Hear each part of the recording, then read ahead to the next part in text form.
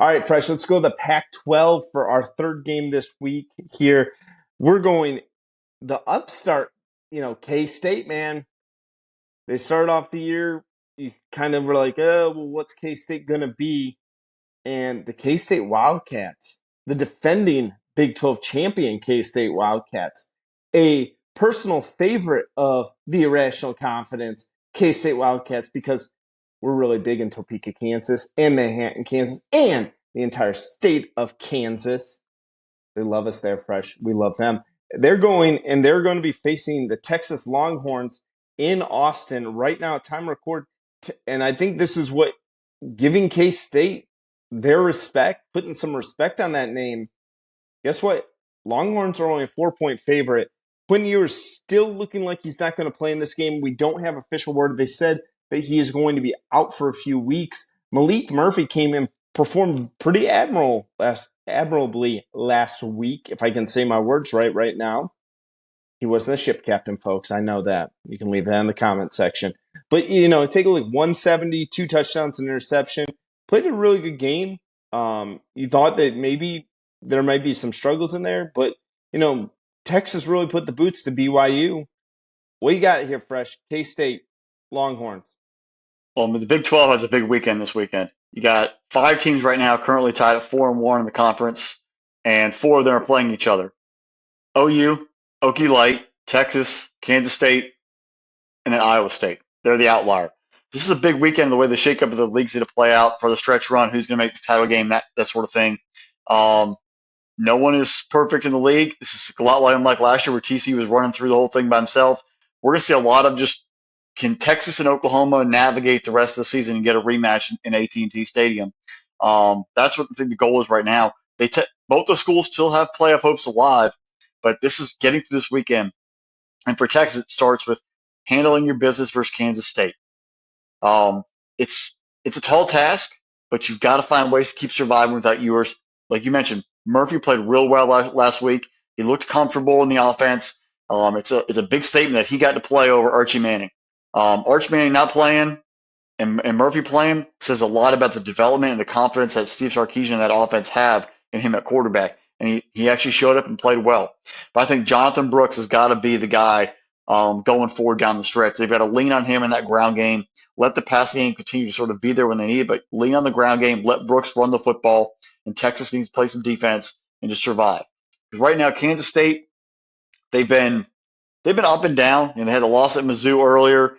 They had a loss to Oklahoma State, which we actually thought was a bad loss until they've won 4 straight. They have 3 straight since that win over K-State.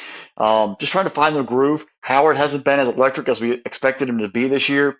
Him and Avery Johnson sort of getting split snaps and really sort of becoming a mixed 2-quarterback system there for Coach Kleiman.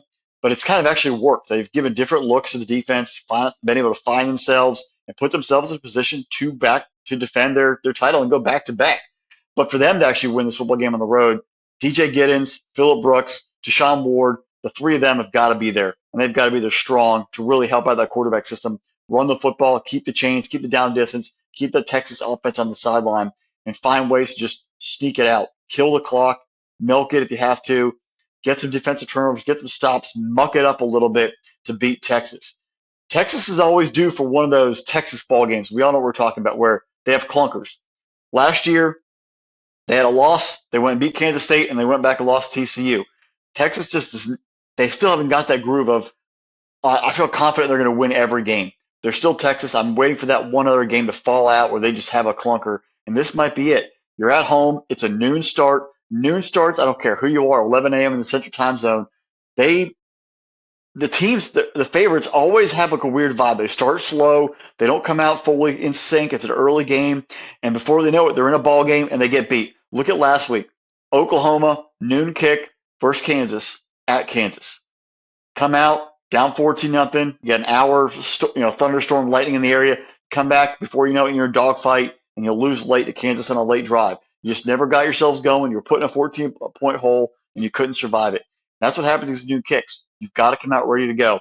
What Texas team shows up? Do they come out focused and drive through, or do they let K-State, who is a very rugged and disciplined football team, hang around to the fourth quarter and then maybe take them out? If Texas loses, their playoff hopes are done. They already had that one loss to Oklahoma, 2 losses. I don't care if you win the Big 12, you're out of it. And then, good luck going forward from there. This is very important for Steve Sarkisian of changing the narrative at Texas of losing these games, of winning these games that sometimes they would lose, where they just sort of look past it. They don't take it seriously. You've got to come in. You've got to show up in Austin early, get it done, and 10-point win, 2-point win. You just have to win. If you finish out the rest of the slate, go win the Big 12, have one loss, let the chips fall where they may, you have a Big 12 title, but you can't lose this football game to Kansas State. The weird part about Texas's offense and Steve Sarkisian, what he has to really worry about, is they're 120th in red zone efficiency on offense. I mean, they're getting into that 20, and they're not scoring touchdowns. They're not kicking field goals. They're horrible. That is that's going to plague them going forward, and they've got to get it fixed. You've got to score touchdowns in the red zone. You got to score field goals. You got to put points on the board. You can't keep turning the ball over or just settling for field goals. Touchdowns matter. Red zone efficiency matters. If you can continue to struggle, it's going to cost you a big game, maybe 2 down the stretch. On the flip side, K-State's defense, they're third best in red zone defense. How will that come into play on Saturday? I think it's going to be a big factor. If Texas isn't scoring on big play touchdowns, how are they going to manipulate and put touchdowns up on the board in the red zone against a very, very stout defense? That could be the deciding factor in the ball game. When it comes down to it, I think this is a different Texas football team. I think they have a mind about them. The way they went to BYU without their starting quarterback and thumped the Cougars, I think that's a sign of things are changing there in Austin. Texas will cover. I'm not sure about – I think the under will hit. I think they're going to win like a 27-10 ball game.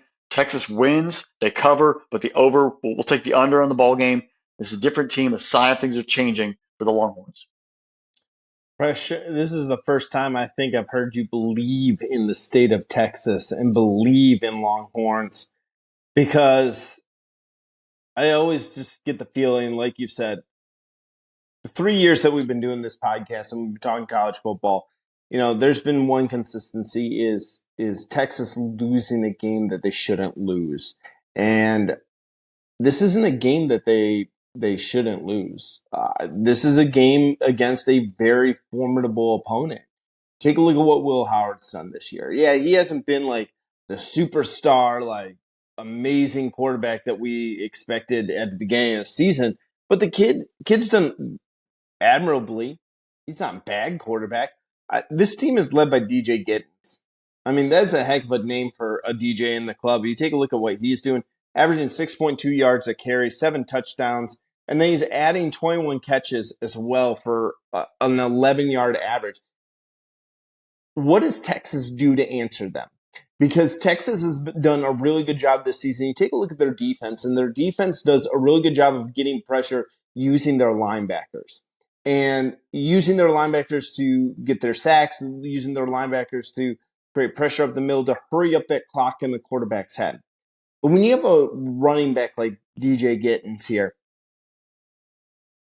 that is a safety valve for a quarterback. That is if you have over aggressive linebackers, that's the way to kind of neutralize those guys. Because if those linebackers become overly aggressive, you're constantly sending them on blitzes, and you can move Giddens all over the creation. You start putting him in motion, you start putting him, you have him flip sides in the flat, and all of a sudden the blitz is coming off the left and making them make decisions in that regard. It could be a really tough time for the Longhorns here. Now, if this game was in Manhattan, Kansas, I would probably say, you know what? I'm going to roll with K-State. I'm going to go with the Wildcats in this game and say that that's going to be that. But the game is in Austin, and that's where it's going to be different. Malik Murphy, he looked good. Nice-looking quarterback, especially in his time in between with Ewers being out. But this game is going to come down to Jonathan Brooks. If Jonathan Brooks is sitting at 923 rushing yards, he'd be the second running back, and we'll talk about the other one here in a moment that crosses the 1,000-yard mark. This has got to be his game. He's got to be the one to say, K-State, you may be able to kind of keep up with us scoring-wise, but can you stop me? Can I take over? He's got to kind of hear the history and the ghost and all of the old Texas running backs that have come before him and channel all those things and say, gentlemen, get on my shoulders. It's time for me to carry Longhorns. And listen, Fresh, I don't know about you. It takes a mighty strong man to put a Longhorn on his back and to carry it there. Those Longhorns are big, big cows right there. And They're beasts. and Don't those mess with horn Bevo. yeah, and those horns, don't fit through many doors. So you take a look at what they're able to do, and especially Jonathan Brooks. I think that this is going to be a huge game for him. I think he's got to go for about 125, 150 in this game. If Brooks is being stopped, I'm going to get very nervous for Texas. I think this game gets close. I think this game gets scary close if Brooks doesn't get rolling. If he does, give me Texas. I'm going to say Texas and the points, and I'm going to say the over comes in because I think Brooks will get rolling and get going on this and have, I'm calling a buck 50 three touchdown type of day. He might have 2 on the ground, 1 receiving there. I'm calling though a 3 touchdown day for Jonathan Brooks, and he just kind of balls out and shows like, look, I am one of the best running backs in all of college football. Bijan Robinson, who? Take a look at me now. I'm the new big man on campus here. I'm gonna say big game out of him, but K-State, watch out for them because they got the ability to keep it close. If Brooks doesn't get rolling, watch out for K-State, man. They can pull this big time upset. I mean, if they can, Coach Kleiman and that squad are veterans. They knew what they did it last year. They beat TCU when it mattered in the title game. They can muck it up with the best of them. Right.